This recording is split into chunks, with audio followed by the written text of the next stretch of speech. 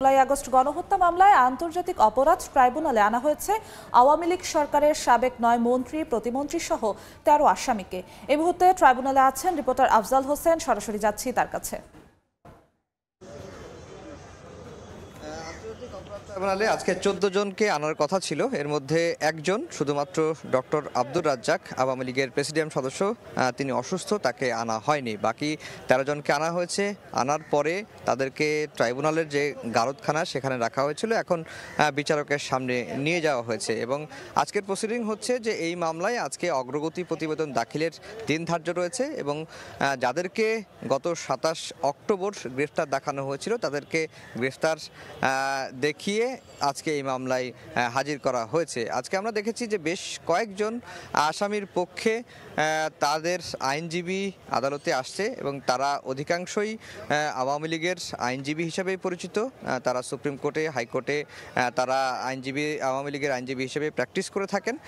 তারা এসেছেন এবং আমরা যতটুকু জানতে পেরেছি যে গোলাম দস্তগীর গাজী, সালমান এফ রহমান, জুনায়েদ আহমেদ পলক তাদের পক্ষে আইনজীবী আজকে দাঁড়াবেন এবং আজকে হয়তো তাদের খুব একটা শুনানি করার সুযোগ নাও থাকতে পারে। কারণ হচ্ছে যেহেতু আজকে প্রথম দিন, প্রথমবারের মতো এই জুলাই আগস্টের যে গণহত্যা, সেই গণহত্যায় ভিভিআইপি আসামিদেরকে আজকে প্রথমবারের মতো আন্তর্জাতিক অপরাধ ট্রাইব্যুনালে হাজির করা হয়েছে। সেই কারণে হয়তো মামলার অগ্রগতি প্রতিবেদন প্রসিকিউশনের কাছ থেকে শুনে পরবর্তী একটি দিন ধার্য করবেন। ততদিন পর্যন্ত যে ১৩ জন আসামিকে হাজির করা হয়েছে তাদেরকে কারাগারে ফেরত যেতে হবে। আমরা যেটি বলে রাখি যে ২০২৪ সালের এই যে জুলাই ম্যাসাকার হয়েছে, ট্রাইব্যুনালের প্রসিকিউশন এটাকে ম্যাসাকার হিসাবেই মামলা পরিচালনা করছেন।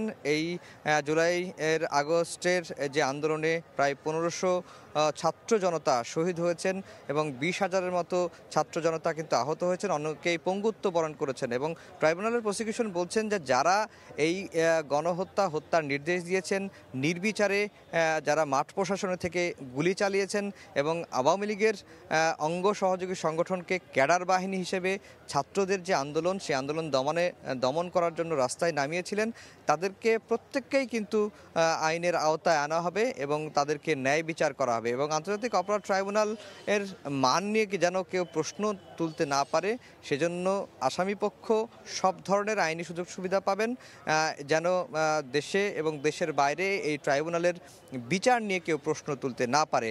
আর আজকে যেহেতু ১৪ জনের মধ্যে ১৩ জনকে হাজির করা হয়েছে, আগামী ২০ তারিখেও আরেকটি তারিখ ধার্য রয়েছে। ওই দিন আইন শৃঙ্খলা বাহিনীর যারা মাঠ পর্যায়ে থেকে এই নির্বিচারে গুলির নির্দেশ দিয়েছেন বা নির্দেশনাটি বাস্তবায়ন করেছেন, তাদেরকে হাজিরার দিন ধার্য রয়েছে। এখন বিচারিক প্রক্রিয়া শুরু হয়েছে অল্প কিছুক্ষণ আগে এবং হয়তো কিছুক্ষণ পরেই শুনানি শেষ হবে।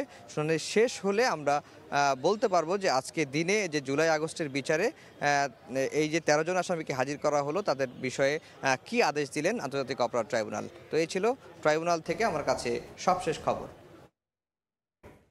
আন্তর্জাতিক অপরাধ ট্রাইব্যুনাল থেকে সরাসরি যুক্ত হয়েছিলেন সহকর্মী আফজাল হোসেন।